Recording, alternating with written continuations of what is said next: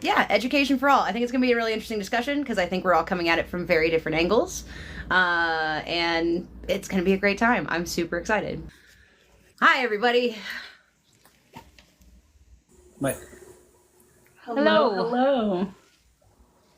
Hello.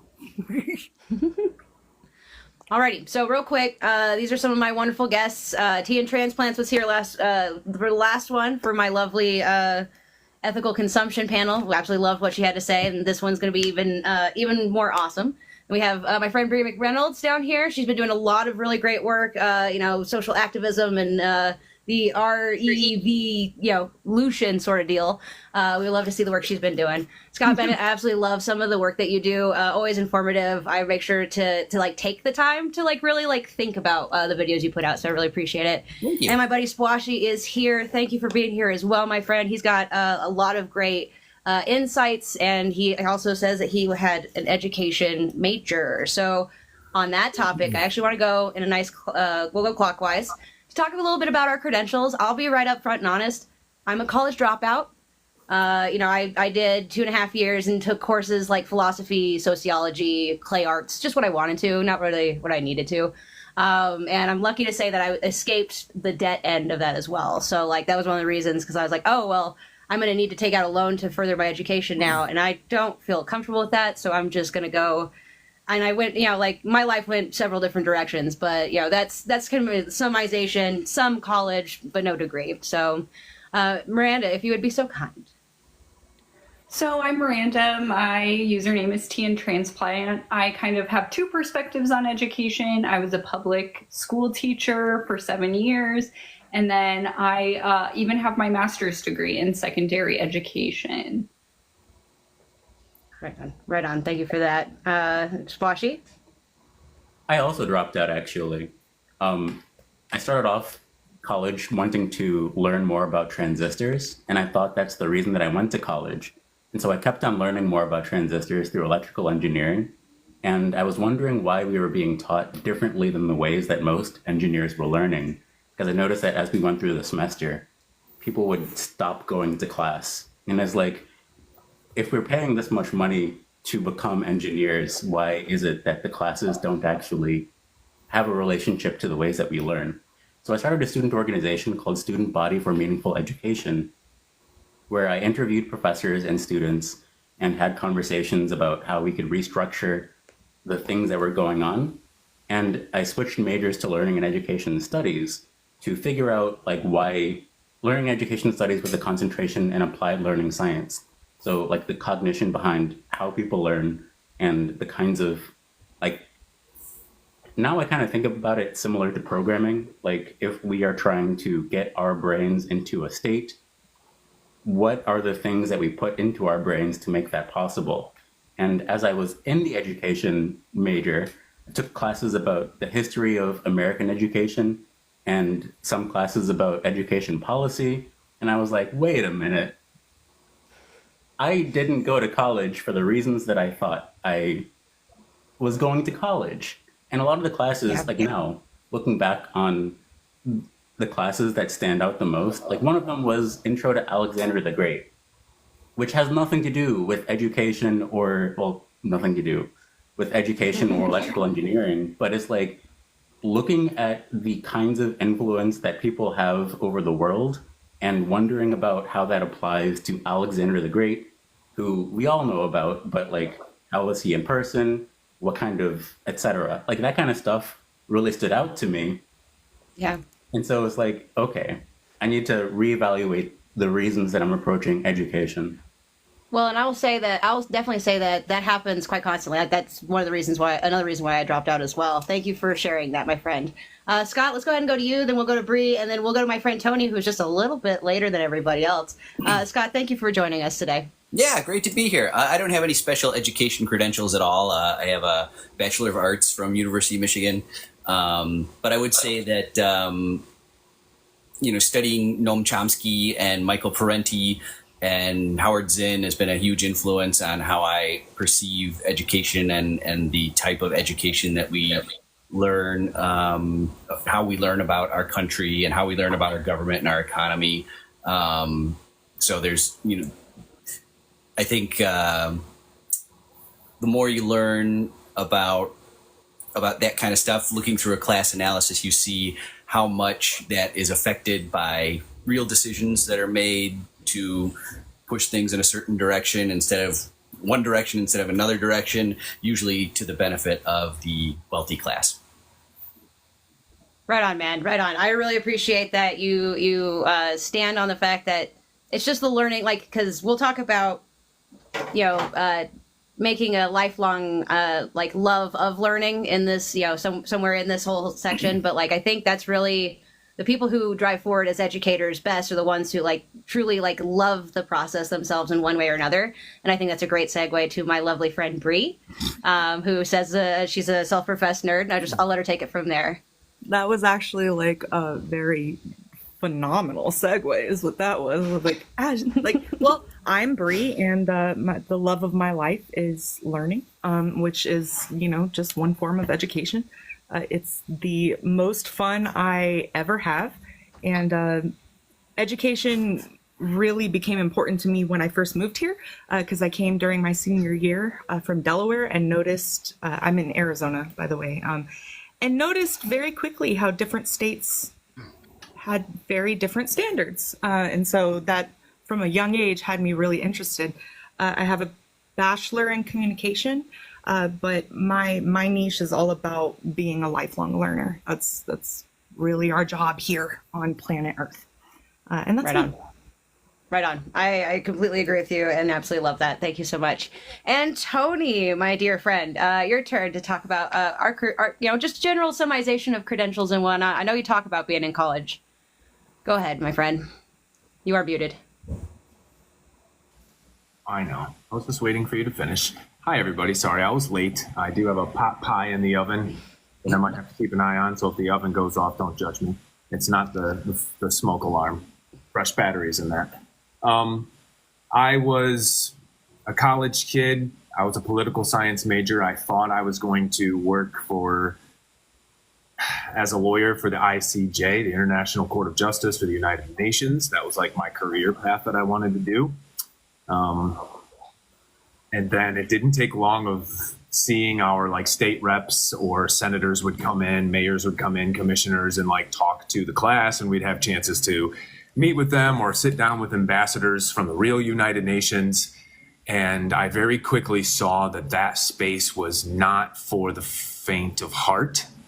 And I'm an artist at heart, and I always forget this. If I spend too much time in the realm of politics, I end up, there's just a lot of hurt feelings, whether they're mine or somebody else's. And I'm just like, you know what? Like, I just want to make songs and make people feel better. So I ended up dropping out of college, forming a band, touring around the country for about 10 years.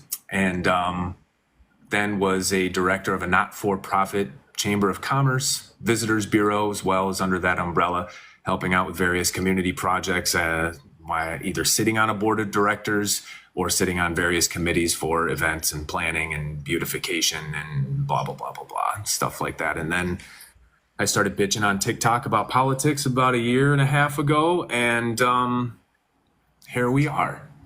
Indeed, here we are. Right on, man. Thank you so kindly. So I really appreciate each and everyone who has agreed to sit and visit with me today about education, because I think we can all, first of all, start off by saying it's important. There's different levels to that. Like the very first point that I want to hit on is like how education can be like an important role in social mobility as well as personal growth and things of that nature. Like just our position in society can be so much greater when we, inform ourselves of the things that go around us and things like that. And there's a lot to know. And there's another part of this where an education of community and like being in community is kind of, because not every one person needs to know it all, but together we can, that sort of deal. But let's open it up to this idea of personal growth and social mobility. Anybody have any thoughts right out the gate? I think about software. Oh. Okay. Oh, all right. We'll go ahead and let Scott start us off, and then Spwashi, you can come in after. What was the question one more time? Let's talk about education's role in personal growth and social mobility. I think the social mobility thing is hugely over-exaggerated in our culture. The idea of meritocracy is a fraud, I think. I think it's really foisted on us to legitimize kind of a technocratic view of the world. This that says that the experts should be in charge, and I think really. So that the meritocracy is false, but at the same time, educating yourself and actually becoming educated about the world is the only way to free yourself, is to actually leave these paradigms behind, these ideologies, try and free yourself from them. The only way to really do it is by learning and by becoming acquainted with how the world actually works. Absolutely. That's a great point. It's like kind of I wouldn't say call it a double-edged sword, but the idea of to educate yourself is to rise above the paradigm shifts and ideologies that exist. You have to conquer them by knowing them. And what you don't know kind of leads itself to being its own kind of weapon against you in a way. Go ahead, Spwashi. Yeah, speaking of technocracy, I think that it is kind of strange being where we are with technology and kind of being like, I've been a software engineer career-wise since, well, I don't know. I think it is kind of strange to call myself a software engineer as like the job that I have, since I've not been employed by the tech industry since 2022.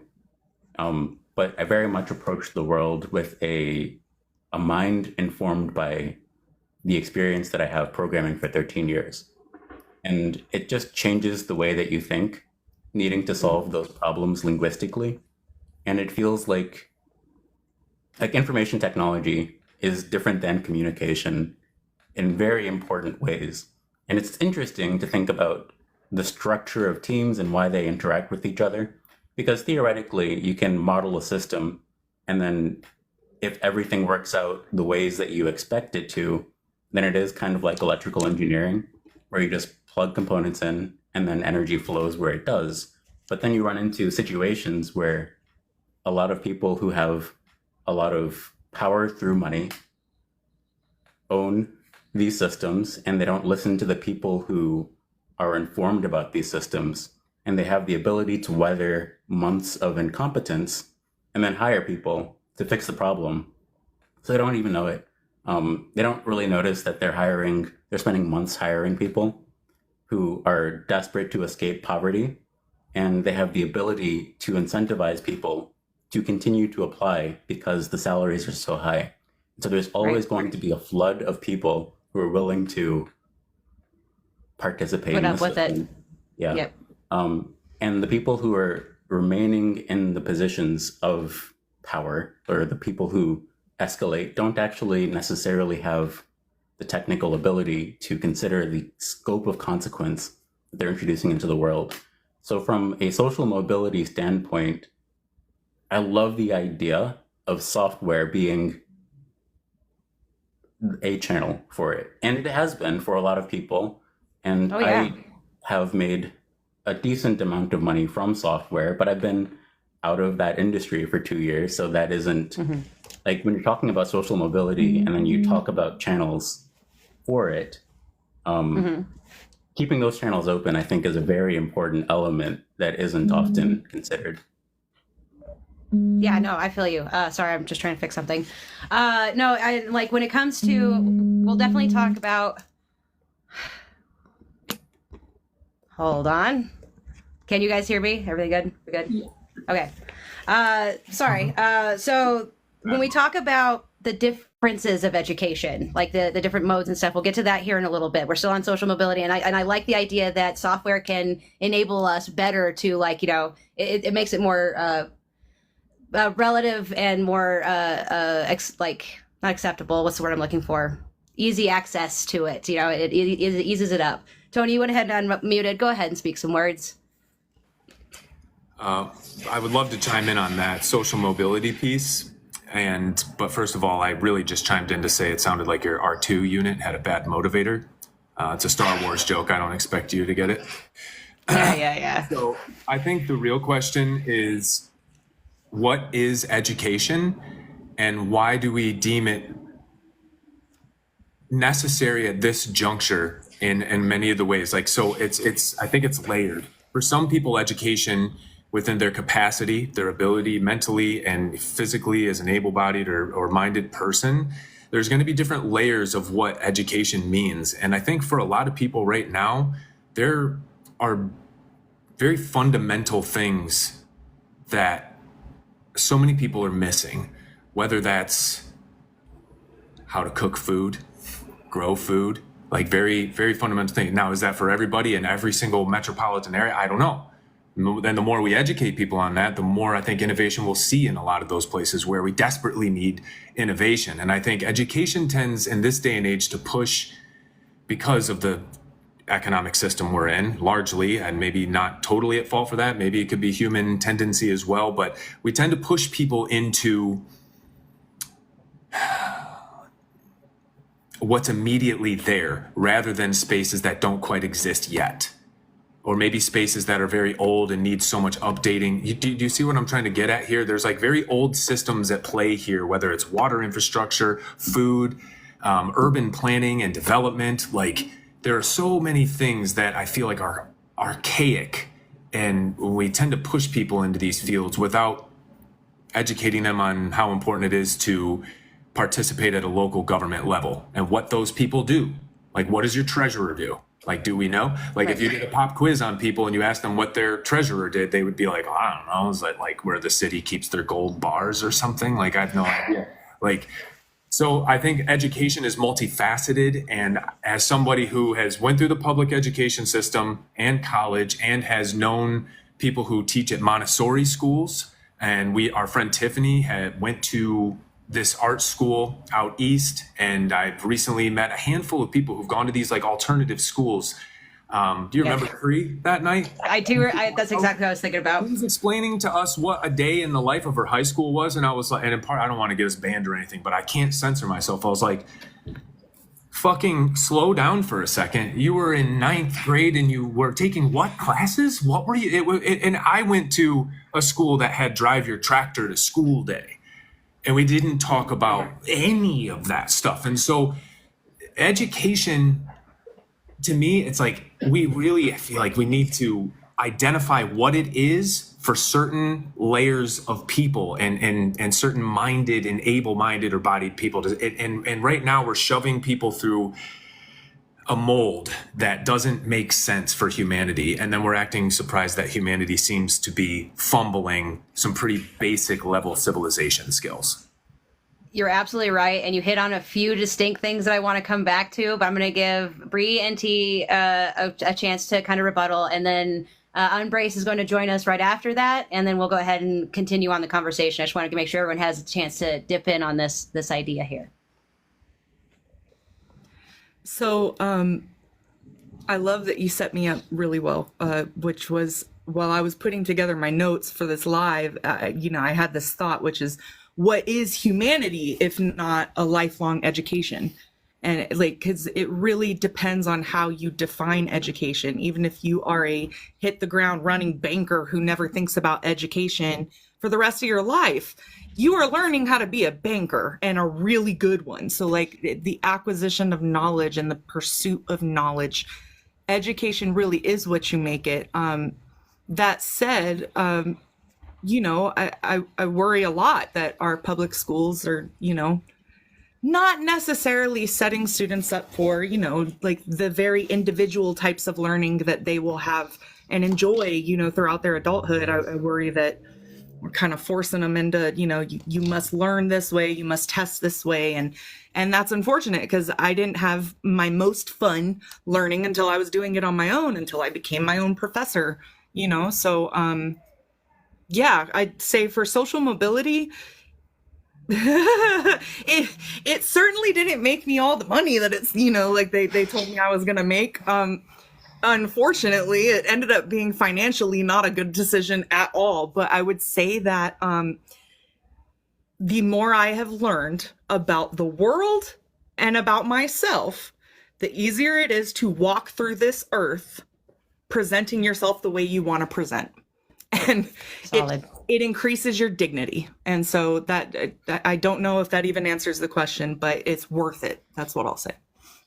I think that's a fantastic answer to the question for sure. How about you, Miss Miranda? So I go both ways on this topic, and there's a couple of reasons why. I agree with what Tony is saying, and K-12 education is one thing and higher education is another.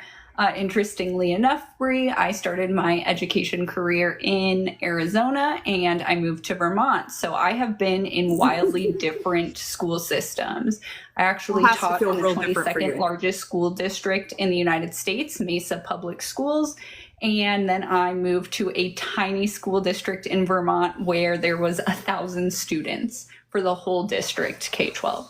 So I am excited to talk more about those topics. When I think about social mobility, and if I was giving a young person life advice now, I don't think I could, in good consciousness, recommend higher education. However, I know personally it has been a yes and no thing for myself as well. I was 21 years old when I bought my first home, and that was because I graduated school and got a good paying teaching job. It was also because the economy was in a completely different place and home prices was a completely different place. So for those little factors, I don't know if I can attribute it directly to education and just in the right place at the right time. And then at the same time, I got a good job. I worked in good jobs for 7 years, and now I'm a freelancer, but I still have 40 grand in debt from my master's degree that's going to take me forever to pay off. And it is this debilitating cloud over me. So as much as I want to think that I have social mobility from these opportunities, it's also a double-edged sword where it's harming me.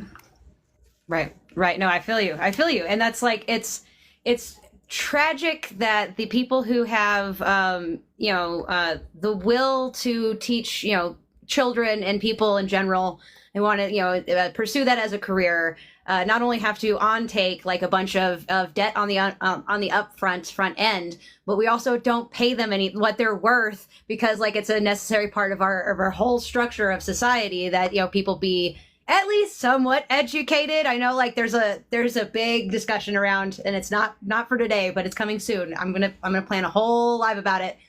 But the idea that capitalism kind of runs the idea of counterculture to the idea of educated proletariat, as it were, and that's as far down the rabbit hole of those terms I'm going to use for tonight. But getting back on education. First of all, let me say hi to Unbraced. Welcome in, my dear. We've already had the discussion going for a little less than half an hour. I would love to see your take on education in general, your thoughts, your feelings on it as we get started, and we'll hop back into this conversation because I have something to say about the differences in places where we are educated. But hi. Hello. Thank you for having me. Education is a big deal to me, so I'm happy that you were like, this is probably the thing you should come on. So I have ADHD, which is a learning disability, in which I had only learned about in my 20s. So that's lovely. A lot of femme presenting people only learn about it because it's presented differently later in life. And that's when I recognized that school is also a big deal difference. I wanted to prove to myself that I can actually learn. And so I went to school for whatever, didn't have math, because now I know I was also dyslexic. I learned that in my 30s. Great for me. But then I just thought I just wasn't good. And I thought I wasn't smart. I wasn't good enough. I couldn't learn the same way as other people. All of that, like large complex with learning. So I went to school, and I literally, after I got to college, I never stopped school. I graduated I graduated in 2005 from high school and graduated from college in 2017. Yeah. A whole bunch of bachelors, a whole bunch of classes. I went through and I was doing a whole bunch of classes to figure out like what it is that was going to be good for me, like what kind of classes and whatever else. And I would just take these classes, business classes, that classes, while I figured out this doesn't work, that doesn't work. So I think even though college is a lot better, right?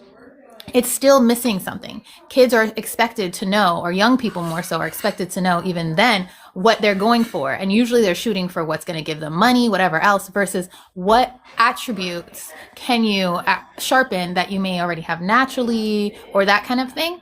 And it took me all that time to figure out what I was doing. And now I have a specialized skill to do all kinds of random stuff, which I would have never known had I not just taken, I don't care how much the credits cost. I'm going to take this class, that class, and lean into my interest to see what my ADD would actually go with.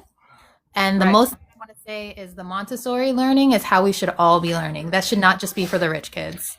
Thanks, Tony. So I love that you brought that up, because like I feel like there are several different ways. The Montessori thing, I mean, it blew me away. Cree was an amazingly bright individual that like kept me fascinated, and it felt like, I don't know, it felt like there was a lot going on in the universe at that time. But anyway, and like her, like just talking about her education, because she was pretty fresh out of all of that and stuff, and the idea of just like the kinds of ways they brought critical thought to her is like so much differently than what like I had seen in New Mexico, obviously what Tony had seen in Ohio, like what the standardized, you know, K through 12 kind of learning is. And like there's something to be said about one, the different styles that people take upon learning, like having difficulties such as ADHD, or for instance not being able to like have pictures in the mind or have a mental like monologue and that kind of thing. Like we didn't know this stuff like 10, 15, 20 years ago. And so a big important piece to like all of this is the fact that knowing what we know now about it, we have to adapt our education, you know, going forward and like try to make make differences. And one of the biggest problems I see in like the standardization of our education in this country is that there isn't one.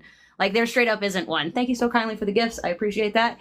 But like, you know, the kinds of schools, the kinds of, you know, education that we can get can be vastly, vastly different if we're in the desert compared to like in, you know, the small, like one of the smallest states in the country. Like class sizes matter. All of these factors matter. And it's like, it's a vast conversation. Like education on the whole is like a giant umbrella for a lot of different things. So again, I appreciate y'all being here on this conversation. But yeah, I mean, like, just let's talk a little bit about like our own like kind of dealings with our own educations and stuff like that. I know we've tiptoed and dealed into that, but like personally, I loved being a high school student. I loved being a student because my dad taught me to be like lover of being a learner. Like, you know, I was always reaching for something new to learn. And like my college was really great too, because I wanted, like, I took the classes I wanted to instead of the classes that, you know, like the math and the sciences that I needed. I took psychology and art classes because it was fun for me and I just wanted knowledge. I wanted the knowledge of it all. I was going to be a famous writer anyway. So, but in that, like, I understand now, looking back and on the outside of it, that what they taught me wasn't like good education. Like I don't know how, like I didn't know how to do my taxes, and I didn't know a whole bunch of things that like would have helped me, aided me be a better person in this particular iteration of society. And I kind of felt gypped for a couple of years because of that. So just like, wait a minute, then what was I doing there? You know what I mean? So like that's me. That's me. Anybody who wants to go ahead, Tony. Couple things. The phrase that I always use about college is that it was the most expensive book club I've ever been a part of. But one of the most important things I learned there wasn't necessarily the information itself. Some of my favorite classes were when the teacher would, first of all, make us put our stuff down and we'd move all the desks in a circle, which we would put back at the end of it as well. It was like his sensei thing or whatever. But then we would actually have to talk and have a dialogue about the material that was being discussed and read. And it was through seemingly like a mix of like Socratic, but also like open discourse in the classroom. And those types of skills were crucial. But I will also say that those types of skills I've learned, oh, there's my pot pie. Those types of skills I learned in, whether people like it or not, church-like groups. So it doesn't have to be religious, but church-like groups, your after-school curriculums and things of this nature. It's like there are so many deeper life lessons. We always say taxes, like that's the one all the millennials bitch about. That's like our tagline. It is, and it's okay. I've said it a gazillion times too. But when I really think about it, it's like you said, what are we here to do? Are we here to build and push civilization, or are we here to make products and services? What's the point? And that's a deeper, like, philosophical, existential question. Those are the ones I like when we talk about education, is like, first of all, education is the way that like we push people into adulthood to find purpose, to help them navigate puberty and all sort. That's what it should be doing, right? Is it guiding us there? But if we don't have an intent, then I think the results will vary and they will manifest probably things we don't like. And so to me, it's like, what's the intent? Are we here to make products and services? Is that what drives society? Is that what makes civilizations great? Or is maybe our intent in this whole thing the part we need to talk about first? Right. Yeah. No, I feel you. Intent's a really important question here because like it definitely does matter what from top down where we come from. Here, I'll go ahead and just if I could just add to that, I think Tony's right on. I think one thing he kind of referenced was are we designed to be worker, or is it just for work and production, or is it for fulfillment or something like that? And if you look back at the history of public education, the reason it came about was because business wanted it, because they needed workers that could add and subtract and read, and they didn't want to pay for that. They didn't want to have every worker. They hire them and they have to spend 3 months in school to be able to do the job. They wanted the government to pay for it, and so that's what happened. So that's really the origin story of our entire public education system. Is it's just building a process that creates workers for the American industrial system. So the reason we get free education is to make more workers. But I don't think that we need, just because that's the origin story doesn't mean that we need to abide by that or respect that. I mean, now that the system is up and running, we should be able to do whatever we want with it. And I think the idea of being able to self-actualize, to reach your fullest potential, education absolutely has to be part of that. You're absolutely right. Absolutely right. Yes, go ahead, Miss Miranda. So, kind of two parts I want to hit on. The first is when we talk about the origins of education, that started with Horace Mann, and it actually was the opposite and not for workers. And it was actually to make more productive members of society, and over industrialization, we have gotten away from that. And I think if we went back to the core of what education was for, and it's to make quote unquote productive members of society, and looked at it less of an industrialist way and way of what skills they would need, that could be a radical way to transform education. As far as my own relationship with education, I was that girl that was always answering the questions, teacher's pet, everybody probably could have predicted I would have ended up an educator because that's who I was at my core. And my biggest thing and my biggest problem now is I don't stop telling people little facts and things like that. And it's something I'm working on personally, is trying not to be a know-it-all, because I was that know-it-all annoying kid. And so that's and I just did it. I literally just did it to you, Scott, and I'm working on it personally. It's okay. As long as, recognizing it is definitely half the battle. I'm going to take just a moment here to kind of, first of all, we had a wonderful note in the comments about how individualism may undermine contribution and collaboration. I want to invite Kyle, my friend, to the one I'm doing 2 weeks from now, which is on the citizens paradigm, which is going to be literally all about that kind of stuff, man. I'm really excited. Don't get me wrong. This is a great conversation about education, and it's definitely linked because everything is connected.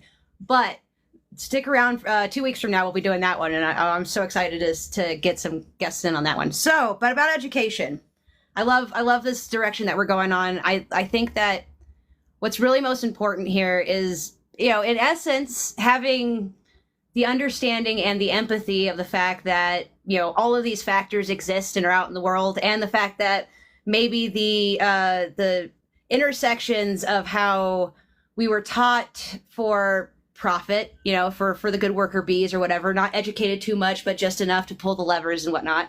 That may be in some essence true. It may be fully actually 100% the thing. getting to understand that knowledge and rise above it is like a key component in this educational process, as it were. And so like understanding it and then turning around and being able to maybe show it to others, if you are an educator, or just being able to talk about it with your friends and family. Because education takes all kinds of forms. It can literally just be like the conversation we're having right here. So that's all I want to say, really. Anybody else want have some words? Yes, Miss Brie, come right on up. Hi, I learned this and it made me mad, but it's super boring in any other conversation. The United Nations did a convention on the rights of a child in like 89 before I was born, right? And there's one country, I'm sorry, two countries who haven't signed, us and Somalia. Why? Who's to say? Can't tell you. Some say that it's because, well, frankly, we like to spank our children. And others say it's because we want to keep more rights for the parents, which is fair. I think personally it's because Article 29 outlines the goals of education, which includes the development of a child's personality, talents, and abilities to their fullest potential, along with fostering respect for human rights. So, wow. Just speculation. But, you know, there's a good argument that we are raising workers, not necessarily thinkers. Yeah. I would love How to do I jump make in that here. interesting to people? And I would add to that, going back to Wait. Ronald Reagan's Scott, hold on. time during... Scott, yeah. one second. Unbraced asked to jump in, and then we'll have you come in right after, okay? Oh. Yeah, because can you hear me? Am I clear? I got you. Go Okay. ahead. So the United Nations Convention on the Rights of the Child, I love that you asked, like, why is it being blocked? And if it were to actually be enforced, we would all see a better world all around. Because there is so much, and I invite you all to actually read it, there's so much impacted in that literally we would change the whole dynamic of everything, right? Talking about having free will, or even talking about having rest time. Like, it even says children should have rest time. And anything Right to play. To give to the children, the right to play. Thank you. And the right to. It's just so much. So I'm so happy you brought that up. We've been talking about it for some time. A friend of mine brought that up and had me look at it.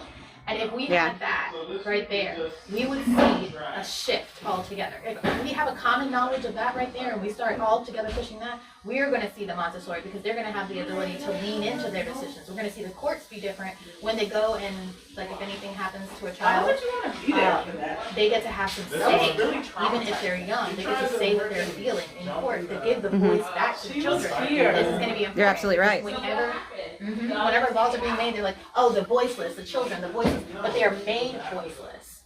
They should have the right to vote. All of that stuff. And if they had all of that, they would be able to get more to their own autonomy, their own, all these things, but they don't, and it's by design, in my opinion. Right. No, I feel you. Scott, let's go and have you jump in here. In Unbraced, I just want to let you know, some people are saying they're hearing echoes. If you can get, like, some headphones, that'd be great. If not, it's all right. Don't worry about it. Scott, go ahead. Yeah, I was going to add on the question about critical thinking and making workers. When Ronald Reagan was the governor of California, one of the reasons he started defunding higher education is because of a perception, because of all the anti-war and civil rights protests and everything that were happening, that people had too much critical thinking skills and that they wanted to discourage critical thinking among the mass population. And so that's one of the reasons that Reagan and then other states started defunding higher education and making it more of a personal obligation to take on lots of loans and everything to get a higher education versus funding it. You know, it used to be a few $100 for a semester, even at a big public university, like in California or whatever. But the reason that change happened was ideological, and it's because critical thinking among the mass population is a threat. Of course. Yep. So I want to really quickly just talk about kind of an idea around that. And to be honest, like, the idea, because I have a big like point of contention around this idea that it was Reagan, because I mean you're right, because like it was this like systematic kind of breaking down over time, and like it definitely did start there.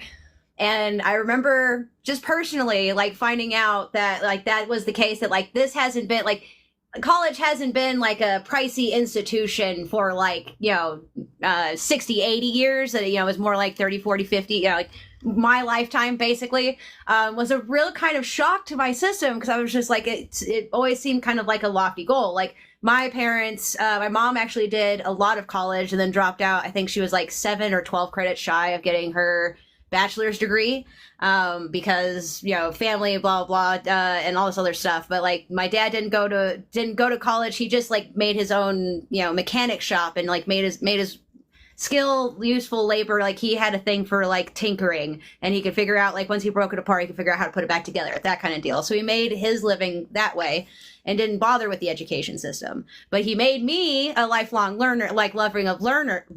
You know what I'm trying to say?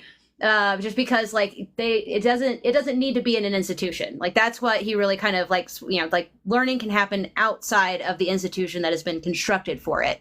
And I think that in this, like the technological advancements we see, going back to like the software we had mentioned earlier, like it does in some aspects make it easier, but not in every aspect, because it does actually hold some new hurdles and new barriers. And that's kind of a part of the shifting perspective of what education is today, what it was 20 years ago, and what it will be 20 years from now. You know what I'm saying? Like there's a follow through here, that we're on the cusp of something changing because of the technology that's changing around us. So just something I wanted to throw out there and see if anybody has any thoughts on. Love that you guys are having conversation in the comments too, by the way. Thank you so much. I really appreciate y'all being here. I think that it's important to distinguish learning as a process from education as an institution, which is like, that might be enough to say, but if you imagine being an electron that is in a computer, not to get into like too much simulation theory, but if we want the electrons to go to specific places, then there needs to be a structure that makes that possible. And education is kind of that system. Learning as a process is different than that. And to answer one of the questions that was in the comments, does one side do it more or less than the other? I think that there is a difference between like book smarts and street smarts, and there are different demands that each require. So in terms of incentivizing the development of book smarts alongside street smarts, there are so many things that we can get into.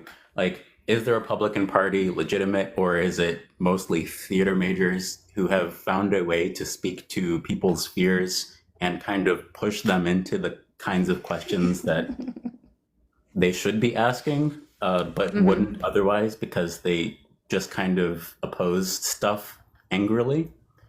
I think that's kind of hard to say, because there are so many people in politics. I feel you. And there's so many different agendas too. Tony, I'm going to let you speak. I saw your face. Go ahead. I loved it. And for starters, Spwashi, like I just wish you would just start doing audiobooks, dude. Like I feel smarter just by being in these windows with you. And I haven't done anything to educate myself in the last hour since we've been just hearing you speak. And I appreciate you, man. As far as one side or the other, I think it's best to view it from conservative versus progressive, right? Or what we would call left. But for all intents and purposes, traditionalists would say, be careful of how quickly you change. It's the weight of the pendulum that wants to swing forward into the realms of what we would call progression, but it is really just change. We want to change this current paradigm to something new. And to get people excited about it, we're going to speak of it as if it's progression. Like, this is the best way for humanity to go. And it's supposed to be a tug of war. So to me, I'm never surprised if someone's like, well, if it ain't broke, don't fix it. I kind of know, as far as stereotypes go, which way you probably lean if you're going to say that phrase, right? Whereas, like, if we're looking into the future, so with this conversation of right versus left, that's the game it's supposed to be playing is, yeah, let's fucking try it out. But, let's measure, let's not wreck an entire generation here. But, okay, let's try this. It's supposed to be that dynamic. But what we see is exactly what Spwashi talks about, is these theater dynamics where we've all been, like, and this will be the last thing I say as far as that goes, is we know how good their advertising algorithms are. Really good. They know what you like and they know what you talk about.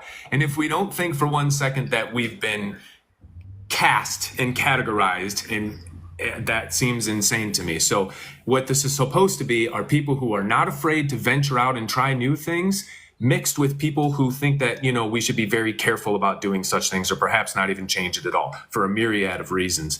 And that goes straight to Spike's question there, as far as which side does it more. That's what's supposed to be happening, and the rest beyond that just feels like a fucking Sprite commercial to me. Thank you.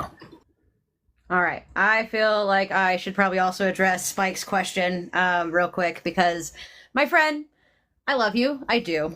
And I see where you're coming from with this. I can meet you there. And I will say that it inevitably depends on which circles you run in and which circles are in your sphere. Because like I was saying earlier about how the education is very different if you're in, bumfuck New Mexico, pardon my French, where I grew up, compared to Ohio, compared to Maine, compared to Washington, and so forth, so on and so forth. And because of this, we see people take either stance upon, like where education stands, like being the most educated or just being educated enough. It varies. It varies state to state, it varies county to county, it varies person to person. And so in the grand scape of things, like really zoning all the way out, it's all one unit party, my friend. Like, what we've been talking about here. But let's get back to the subject of education. Because like in the expanse of it all, it goes beyond and above political spectrums. It goes above and beyond pretty much most things, because the idea is knowledge gathered, shared, possessed, and brought forward into the future, right? I mean, can anybody else help me out here? Boiling it down, education, what exactly is it specifically? I am kind of curious if there's a meaningful distinction between knowledge and wisdom here, as well as information. All right. I can dig it. Go ahead, Miranda. I really liked what Spwashi said, that we are thinking of education as a personal journey versus education as the institution. And that kind of leads us down two different paths on what we want to talk about, because when we look, and then you can start to talk, when you look at education as our personal journey, and we can all agree that everybody has the right to access education, then we need to start talking about the institution that is education. Word. I think they always try to can you hear me, or is this not? That sounds good. You have some background noise, but you sound good. Okay. Let me see. I think that this is always, is that better?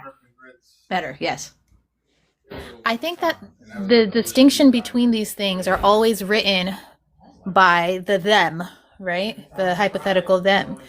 And when they say, oh, this is a unskilled labor, or you're an undergrad, or you're this, or you're that, they're trying to continue keeping classifications, and they're trying to keep everyone always looking like, oh, maybe I should have went to school, or, oh, maybe I should have done the 20 years in, and not gone to school. They're trying to keep us all confused, when really, for a lot of these jobs, a simple education would do.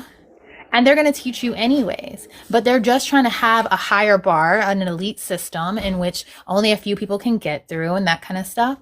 And then we get so confused kind of trying to get to that bar. But my story just a little bit is that I decided to both do management and work and go to school. That's also why it took a long time to do it, because I was like, okay, people get tripped up when they have these high educations but no experience, but they also get tripped up when they have a high experience but no education. Either way, you get tripped up. So I did both. Guess what? Got tripped up too. They don't pay me more for both. It's either or. So we're messed up in the game because we think it's us. We keep blaming us for societal issues. Yeah, I mean that's a good point to be had for sure. I actually want to use that as a segue into one of the other points I had written down here about how we have there's certain roles in education. Of course, we know the ones that take the front end, the teaching aspect, yes. But there's more roles to it than that, such as the policymakers and things behind the scenes that kind of set the tempo for whether it be public school education, the setup for private education, homeschooling, unschooling, Montessori, all the different kinds of ways there is to learn. Policymakers play a big part of that. So that's where I want to kind of put, for the next little while, kind of project this education conversation too. And because, I mean, we kind of brush on it with the one side or the other, but I think in a broad sense and scope, without labels, how can we talk about the role of policymakers in education going forward from here out? Whoever wants to speak. I'm going to start with what currently is the policymakers involved in education. And so you have, and this is important for everybody, so you have your local school board, and those are elected officials, and you don't have to have any kind of background in education to run for your school board. If you're in a larger city, this could look like professional political career people are starting their political career at the school board. If you're in a small local district like me, it's somebody's mom who's on the school board. And I think all of those voices are very valuable to have on a school board, and they're deciding things like academic calendars, the hiring of superintendents who decide larger policies for school districts as a whole. And then you also have state regulations and federal regulations. And that's part of the reason why I'm no longer a teacher, because I felt like I had no control or say over what happened in my classroom. I was a victim of circumstance on all these different levels because there's so much involved and there's so many fingers in the pot when it comes to regulation for schools as they currently stand. Right. And please, right. please pay attention to who's running for your school board, even if you don't have children, because that's how they're getting books banned, things like that. Absolutely. Absolutely. Those people who, and it's that idea of the agenda behind a certain idea of education. This is the way it should be. That sort of deal is what's being a big driving force in the way that the wheel is inevitably turning. And so participation from an active citizenry that wants to see something more progressive and whatnot actually need to put in the elbow grease and muscle down and do the work instead of just bitch and complain, basically. And I think that when it comes to the people on the boots in the ground and knowing about that stuff, knowing who's on your school board and stuff, it's not exciting. It's one of the most boring things in the world.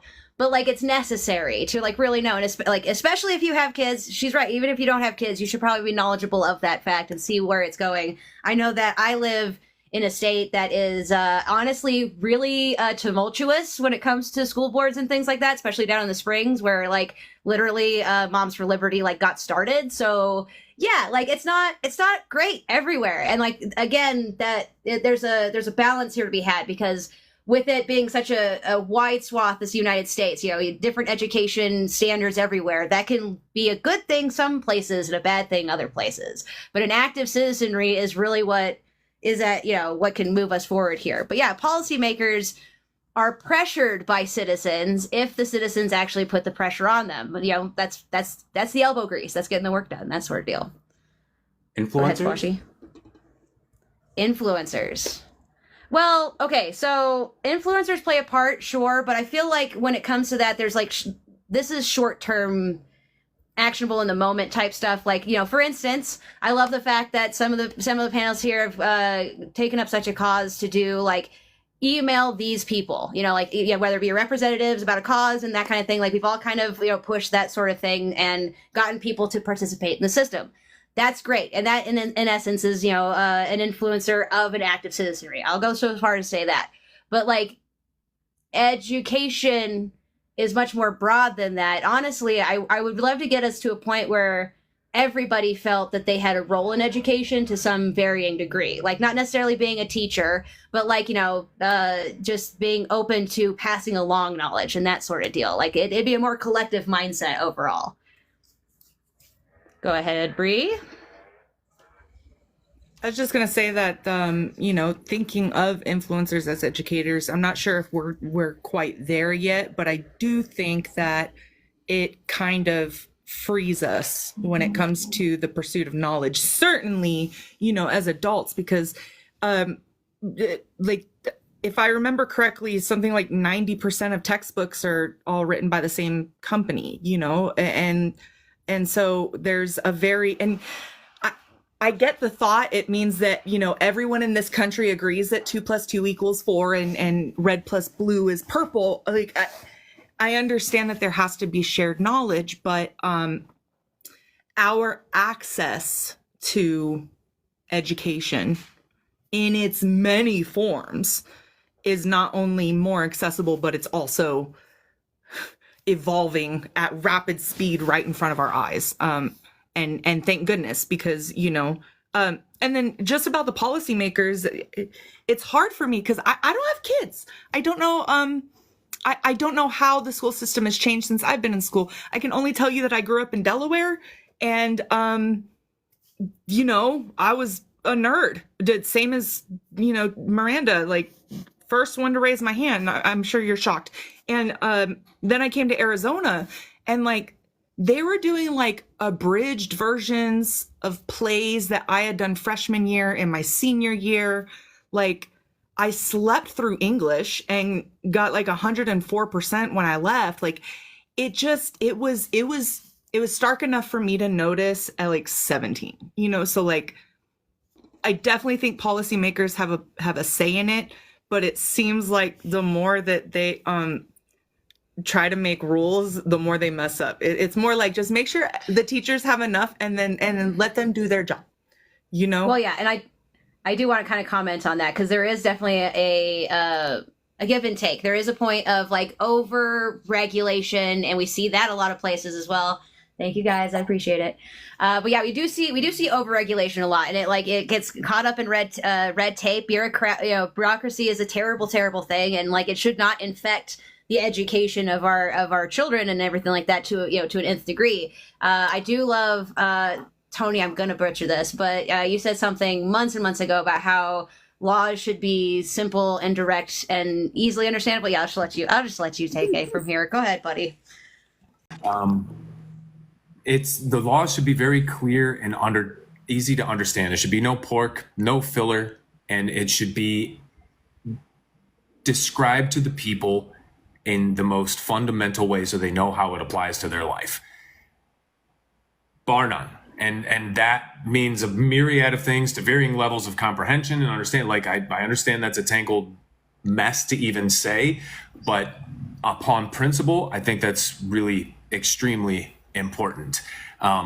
For me, we can't talk about education and policy without talking about No Child Left Behind. And that's on the big level. But even going all the way down to curriculums, again, when my daughter brings home homework, she's in 2nd grade. And I'm like, why are you learning this? Like, what?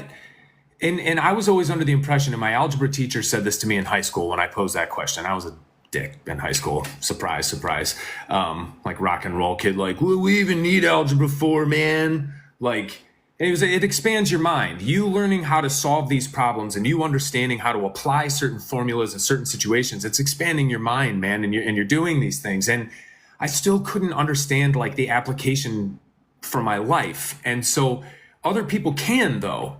And this is a really interesting thing about curriculum and standardization that I feel is at the crux of this entire conversation is, if I live in the heartland of America and I'm probably just going to end up helping my dad run the farm, do I need algebra? Would it be more important for that kid to learn about regenerative soil and how to restore mineral content to soil? Would it be more beneficial for that person or somebody in that space or who is interested in that space to learn that instead of the fucking Pythagorean theorem? That's all I'm trying to say.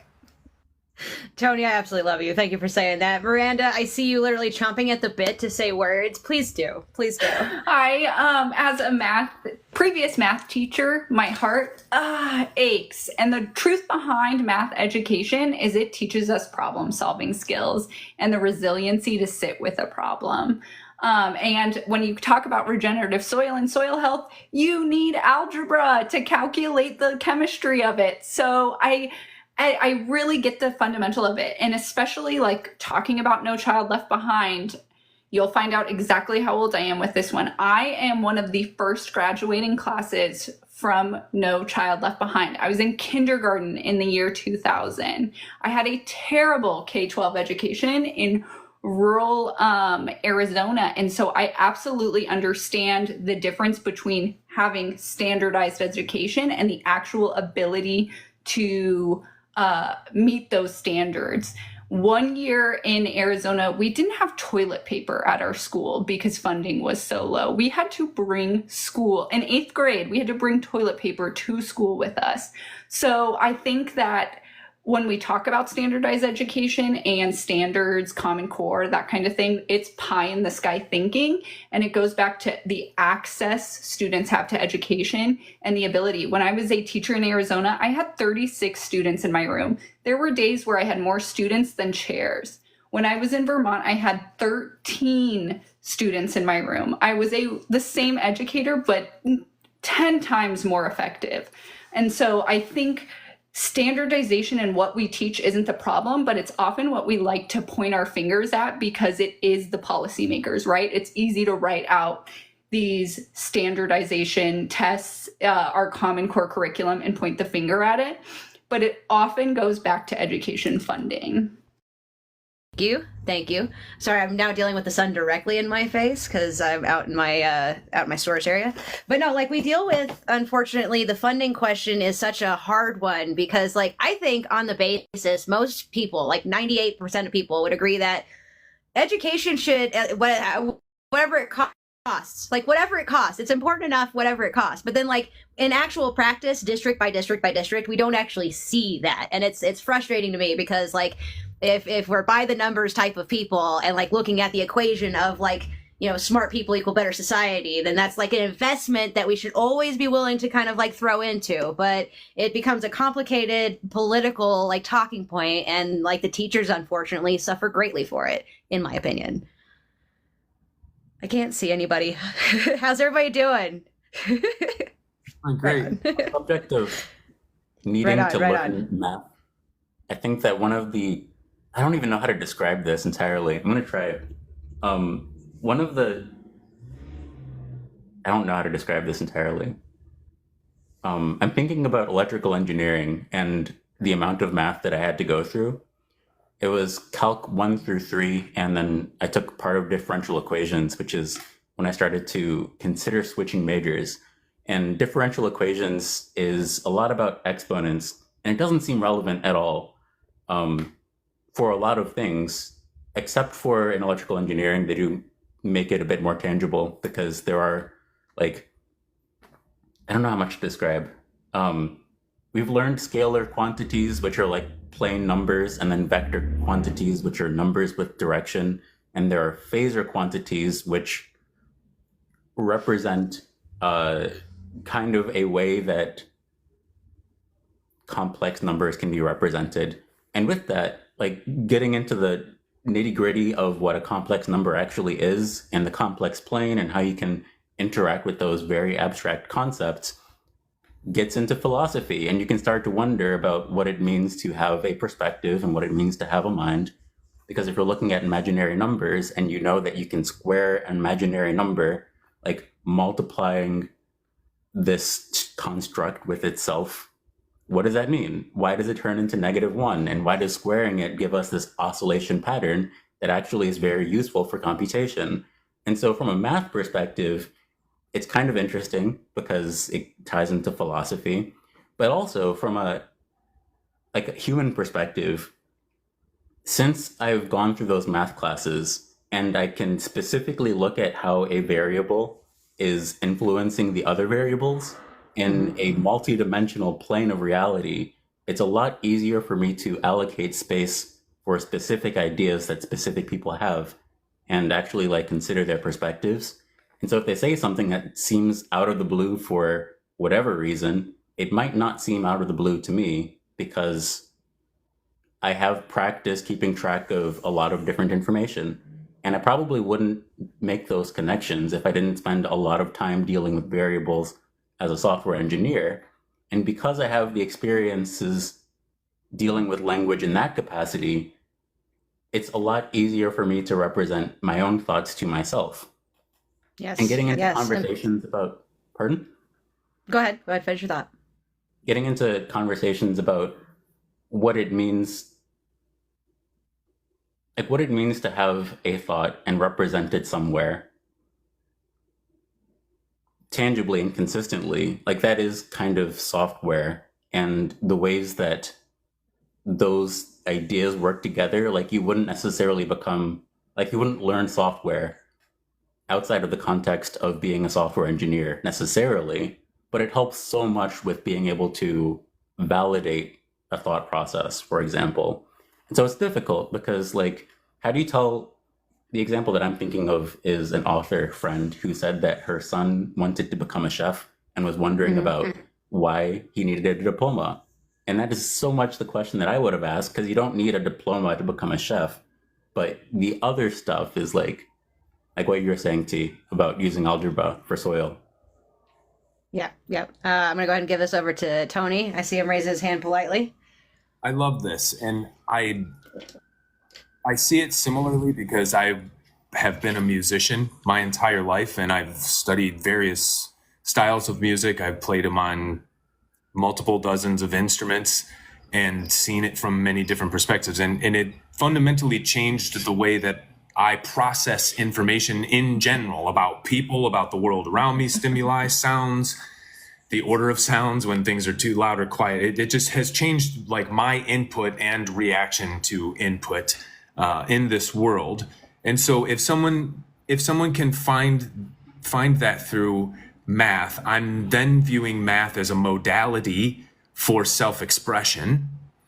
And I think the issue is intent again. If we want teachers capable of identifying what might help someone reach their full self-expression, whether they're a mathematician, an artist, someone who might want to explore the past, or any of the other varying like fundamental core principles of building a civilization, then we need to provide them some of the highest qualities of life, for they are the soil that like brings the next generations up, hopefully taking us in a direction. But if we don't have a goal for civilization other than just mere existence and getting by and creating products and services, then this is what we can expect to get. And in that sense, The Matrix wasn't too far off saying that 1999 was the peak of civilization, because although the robots might get better, fundamentally, we didn't change the reason for our existence. And I just don't see that we have a goal. So how could we actively measure what is better or not? I feel you. That's the part of this conversation I get confused in. And I know that right now I'm at the edge of my understanding in this conversation, because how do you measure such a thing? How do you measure what's valuable in the realm of education? And so I think it means intent. Why are we educating them? What are we educating them to do? And when we analyze that, we're discovering the purpose for our civilization. This is why we're here. Yeah. This is why we're here. Okay. And that's, I think, the question that I struggle with. And so as far as policymakers go, what do they think? And do we ever hear them talk about it? 5, 10, 15, 20 years down the road, do they talk about what they see as a better civilization? Most of them don't, because it requires, bravery and follow through to say, I see this happening, and then doing your best to make it happen publicly. That's why nothing's changing. Or when it does change, it's so incremental, or sometimes seems like we're backpedaling. It's because we're not actually talking about why are we freaking educating people at all? Why are we doing this? Why? Is it a babysitting thing? For a lot of parents it is. It's just fucking babysitting. Yep. That's the truth. But Yeah. but again, why are we doing this? Why are these buildings here? And if they are going to do what we say they're going to do, why are these teachers worried about paying their fucking electric bill? That seems absurd to me. And that's a good question, which also goes directly back to the policymakers. So, yeah, It also goes to the population. I feel like actually, I saw Scott raise his hand. We're gonna go to Scott next, and then Spwashi, you're right after. I thought Tony raised some great issues there, especially, well, first of all, talking about music and algebra is just, a different way of thinking, like abstract, nonlinear thinking, that there is value, even though we're never going to use algebra again. It does teach you how to think in a different way, which is a nice way to conceptualize a lot of different things about education could be thought of that way. But I think on the larger question that you were driving at, which was just great, is why do we educate, period? And it's all about transmitting knowledge, right? Because, and Spwashi talked about this too, the difference between knowledge and wisdom. And I think, in my opinion, wisdom is knowledge gained through experience. So I feel like people who have wisdom have experienced things, because experience is always the best teacher, right? And once you have experienced something, you know it better than if you just sit in a classroom and learn it, right? So I think one of our primary jobs as human beings alive on this planet now, who also realize that we're not going to be on this planet forever, and we have a responsibility to pass on the things we know to the people who come after us, and to hopefully keep our civilization moving in a positive direction, is to just keep that in mind, that it's all about transmitting what we know to the people who are coming after us and empowering them. The most important thing that education can do on a civilization, societal level, is empower people to make change, to give people the idea that you have the ability to actually make change in this world. And so much of our entire society, in American society, is geared towards demoralizing us, making us feeling alienated, making us feel powerless in the face of all this wealth and power that exists at the top of our society. We need to empower ourselves and our children with the idea that they can actually make changes if they want to. Absolutely. Absolutely. Well said. Spwashi, did you have words? Because I have an idea, but I'll wait if you're ready.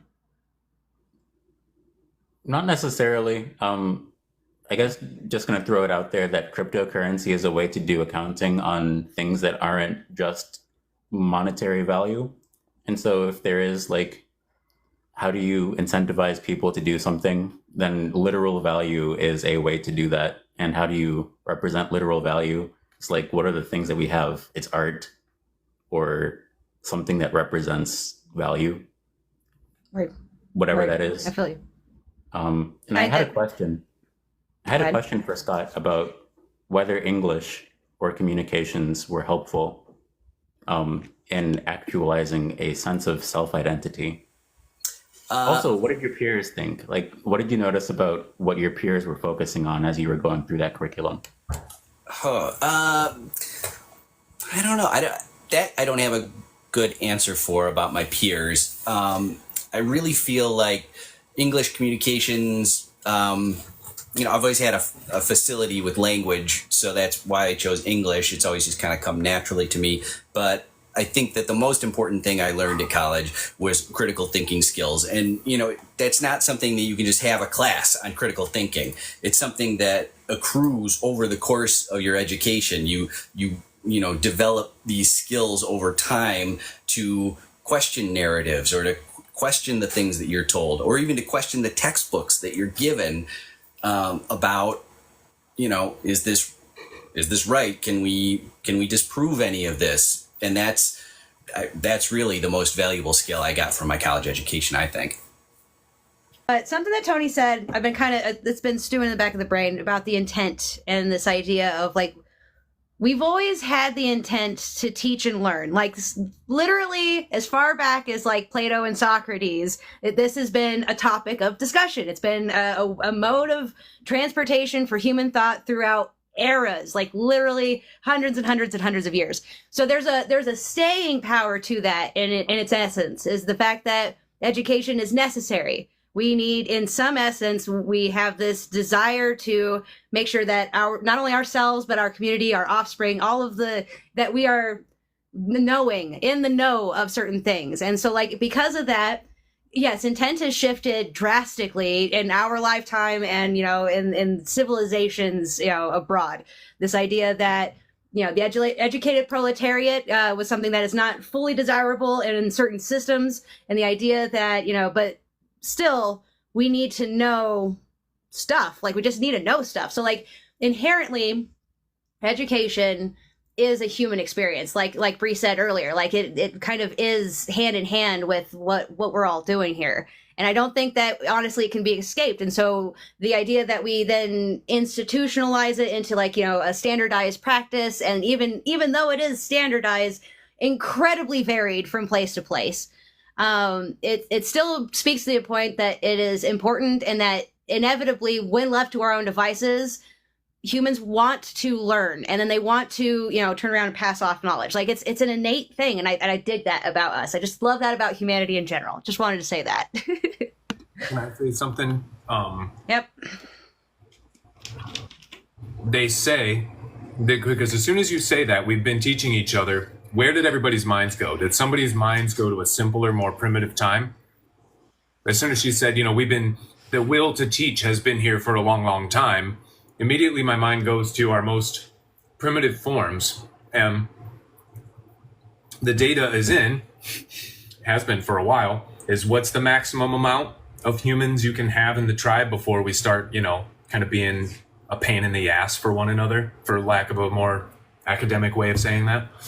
What is it, 100? 150? 150. Is that the number? 150. Yep. Over 150, and there's probably a myriad. We think that it's stranger danger. We don't know one another enough, but I also think that it's like it becomes difficult to pass on knowledge in effective ways, and everything starts getting extremely complicated. And so, but I digress on that note. For me, it goes strictly to what Miranda just said about the size of the classrooms. It's like, this is fractal here. It's like, if we can't keep our shit together as a civilization at over 150, whoops, a little late for that. We're gonna have to figure that one out later. But as far as classrooms go, that's one way we can start to mitigate this. And I think I'll just drive this point home as far as policymakers go. To me, if you're not talking about paying teachers like a lot more and fundamentally shifting it, then I'm not even sure you're really talking about education at all. I'm not even sure the rest of the conversation without that. Thank you. Yep. It becomes a brain drain, right? Or can I go next? It does. Go ahead.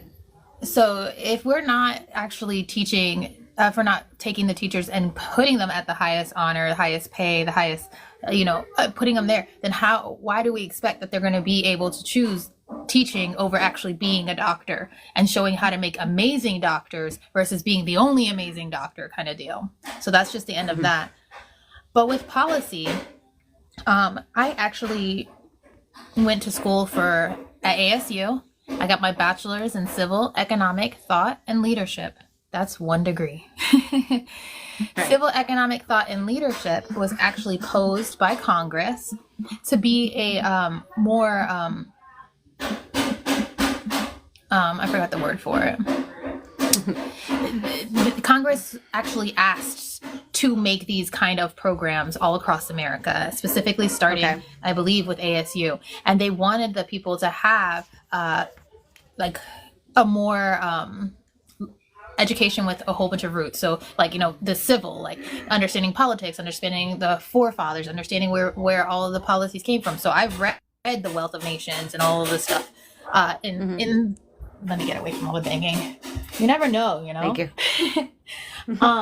I've read the core books, right? But then also economics and all of these kind of things. So when we talk about policymakers, they have the ability to see what we need as a well-rounded education and actually give that to us, right? And because of that, they did have it in a more Socratic method. I didn't do a lot of tests. I did a lot of papers. We did a lot of talking. We read a lot, and we would sit there and talk for hours about the first paragraph of a thing. And because of that, as well as, you know, we had to take multi-religion. So one class did all of the religions and the variations to have you understand the different perspectives. So you guys benefit from that when I'm talking. I benefit that when I'm talking, understanding the different things. And so on the internet, we can see that a person with more well-rounded could talk to the different places, could bridge some gaps, all of that kind of thing. Yep. They have a large role to play. Absolutely so. Thank you for saying such. And yeah, there's definitely something to be said there. I'm going to turn it over to Miranda, who wanted to talk a little bit about vouchers, and I'm sure she has something about to say this as well. Go ahead, Miranda. So I think there's a lot I think that ties in perfectly with what Tony's saying. We need like well-rounded people who are educated. You can no longer just be a science person. You go to school, you get your science degree, and that's all you do. We need citizens who have a variety of skills. And currently our K-12 education isn't set up that way. There's very much so tracked. I think I'm a big fan of technical education and having technical skills, but often those students are siphoned out from regular curriculum to attend those courseworks. And then someone in the comment mentioned vouchers and what my thoughts were on vouchers. And I think it ties into what we talk about politicians. If politicians really were this altruistic idea of like, how do we make better citizens, they would be making choices around education that look different than they are today. But currently, a lot of our politicians are receiving campaign funds from for-profit school things like charter schools and voucher systems.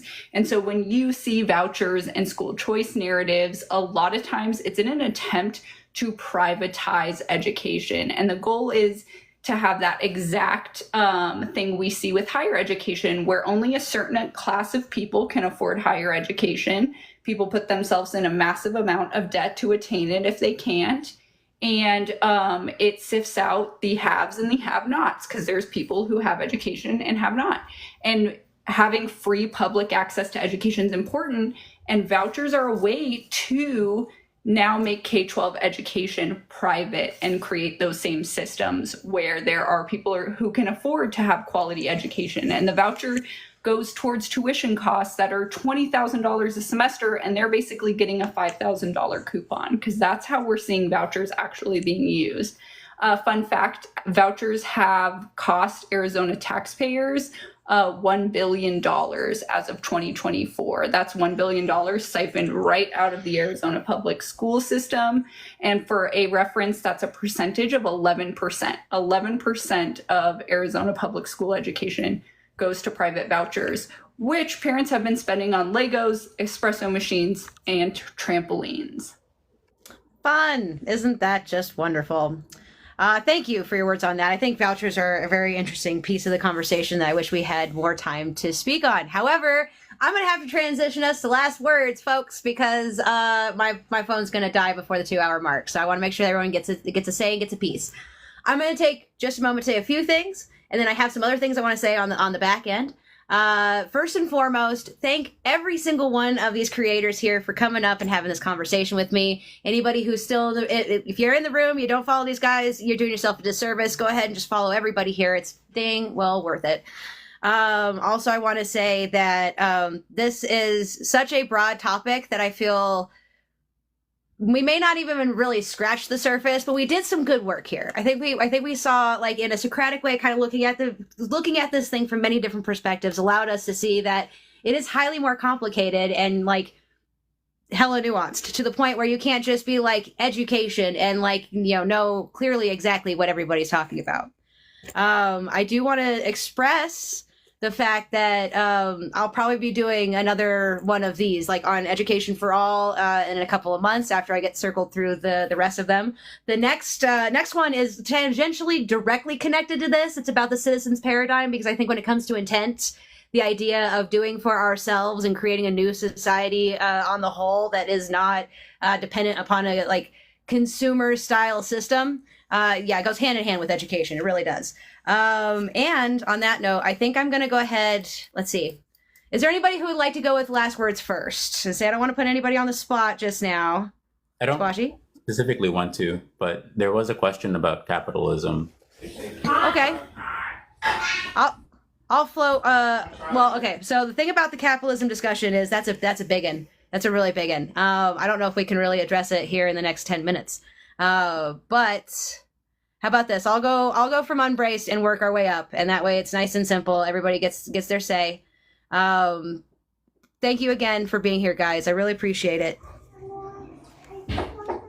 Yes, and thank you guys. Make sure to follow all the creators on this live. Make sure to take a moment to tap your screen so we can get our likes up and to share, as well as there's an orange heart right by Tripp's name. If you want to do any gifting, now is the lovely time for all of these people who are wonderful and have given us all this education and who we will see again on later shows. These series are for us to start thinking critically and to grow together.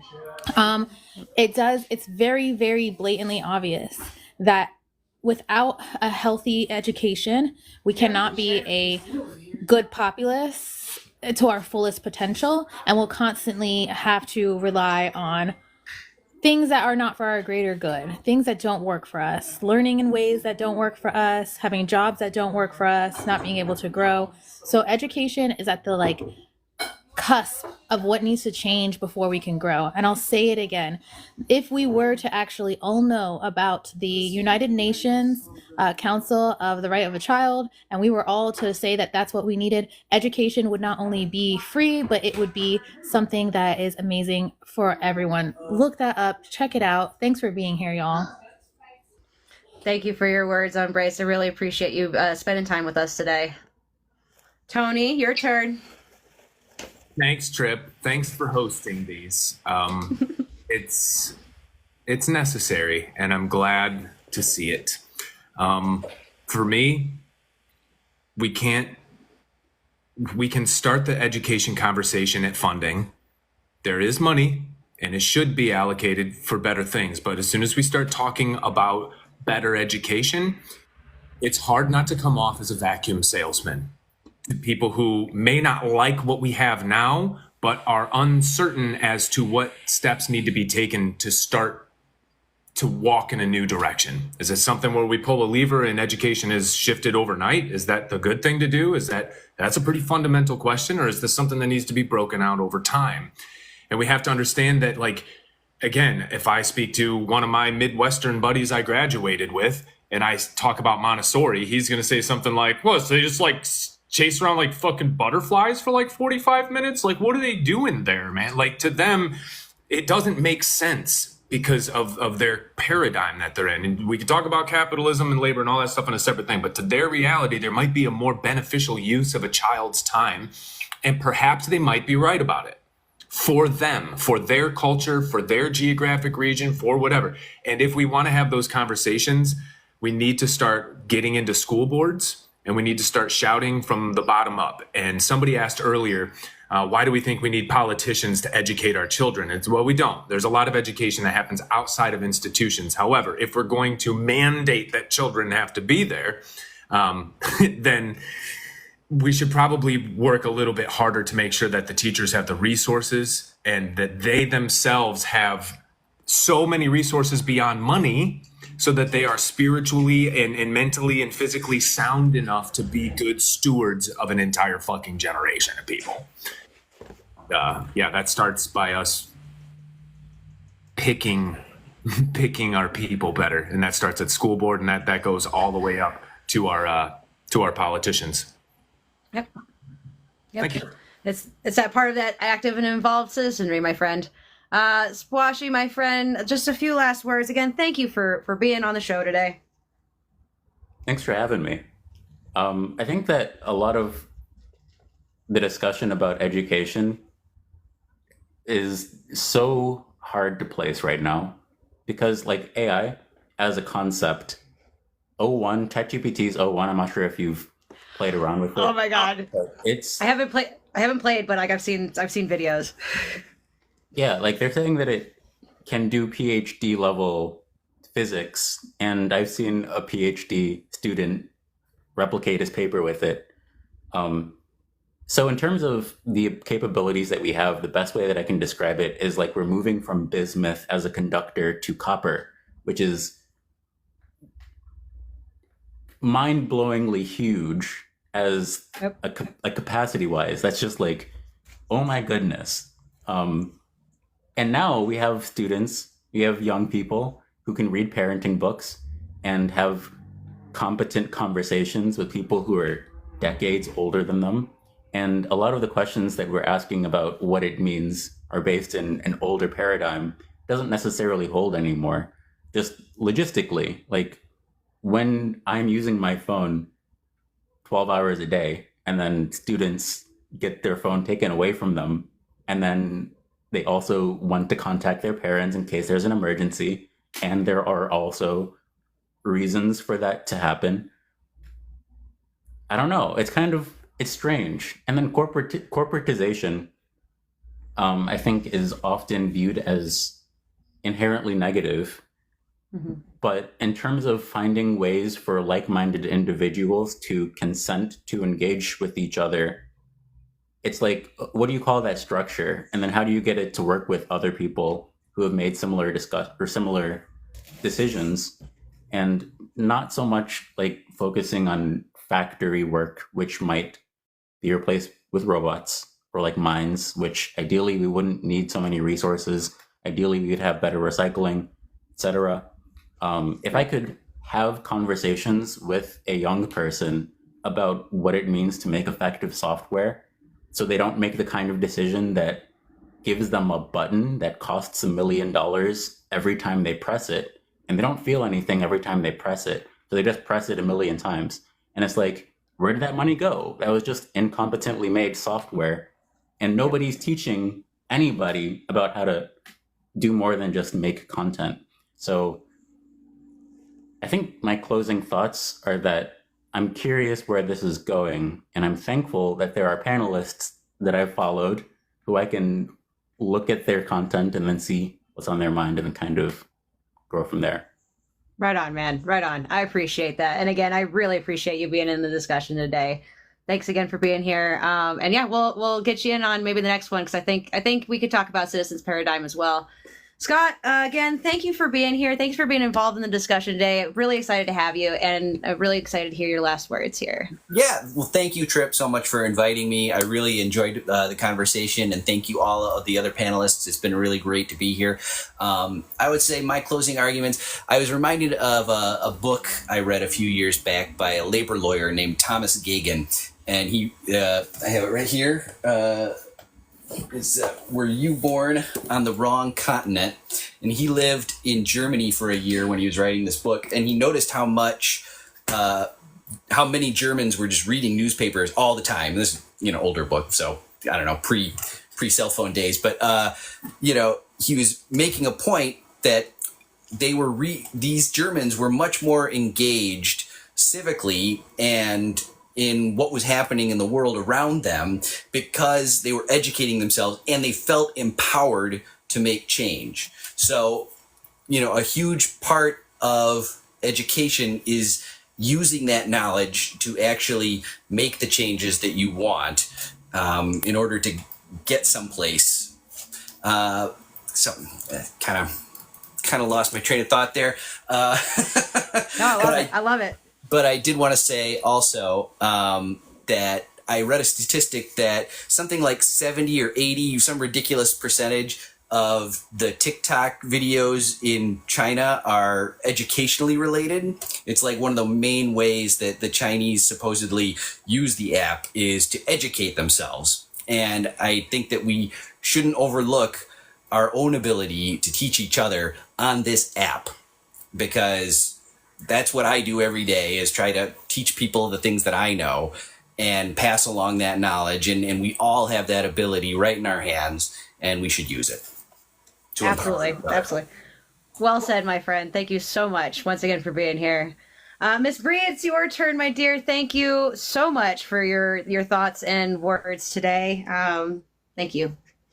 You are so special that I went live for you. because you are that special. Yeah. What is humanity if not a lifelong education? But also like low-key Lion King, right? Like there's more to see than can ever be seen, more to do than can ever be done, right? So if you know already that you could spend your entire life learning, live 3 lifetimes long, and still not learn everything, then what's the other piece? People. Okay. So when we talk about like, how do we, the people, get stronger, or how do you as a person get stronger? It's the acquisition of knowledge. Like it's knowledge plus connection equals power. If they have all the money and the money's buying all the influence, then we have numbers and knowledge, you know? And when you leave structured education, though it has its merits, its ups and downs, right? When you leave structured education, you become your own professor. It's actually your duty to go find that super weird thing that only you enjoy learning about, okay? And then, you know, you go appreciate, you know, Jenny's crochet patterns because that's what makes her happy. And you show her your really exciting new website. The point is, it's the fact that there's so much to learn that means that we all do it together, and therefore we are stronger. And that's it. Please visit my page, and thank you for having me. I love that. Thank you so much, my dear. You're spot on. Absolutely spot on. Miss Miranda, final words, please. Thank you so much for having me. And I am just going to piggyback off of what Brie said, is we have access to education in a way that we have never had before. And so as much as we talk, a lot of our topics today were how the system of education might not be the best, we still have an opportunity to learn and make a difference and also teach each other. This is a beautiful platform to share information. And I think that's where I'm going to leave it. Thank you so much, Tripp, for having me. I have enjoyed every panel I've attended, and I look forward to being a part of more, and even just as a viewer. Thank you. Thank you so much. And yeah, I appreciate you coming up here for me and doing the things and saying the words. And like, because really it's the outsider's perspective. Like, I'm posing questions up here. I'm just getting people to, like, I don't know, to come up and talk, to have a conversation. What a wonderful time, guys. I want to, again, just thank you so much. I want to say that, in the words of Einstein, I believe, everyone's a genius, but if you judge a fish on its ability to climb a tree, you will think it an idiot. And so in that respect, education is so broad. We're all meant to learn and experience different things. And then as a community, share. That's really the spice and secret sauce of life, really. That's what it is. Thank you to all who sat in the room and watched along, participated in the chat. Thank you to those who followed me. I was paying attention. I am very grateful. Welcome to my corner of cyberspace. 2 weeks from now, time yet to be determined, because I got to talk to the people who I want to have on the panel. We're doing Citizens, a citizen paradigm shift. It's going to be about what's in this book. It's not going to be like, you don't have to have read the book, because several people that I'm going to have on the panel are participating in creating their own citizen story without even really having the knowledge that that's what they're doing. So I'm super excited to get to that one. 2 weeks from today, that's October 1st. Some of the faces you saw on this one will be there, and plus I'll have some no guests, some fun guests.